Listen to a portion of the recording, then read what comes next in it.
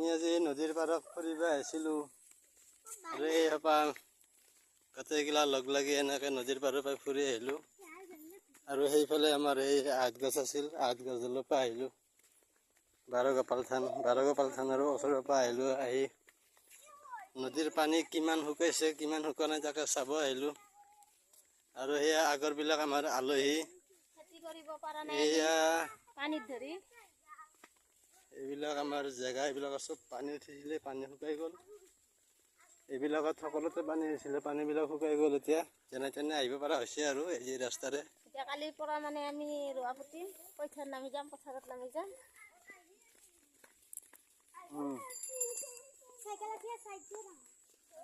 চন্দন দে। আৰু এই আমাৰ চন্দনে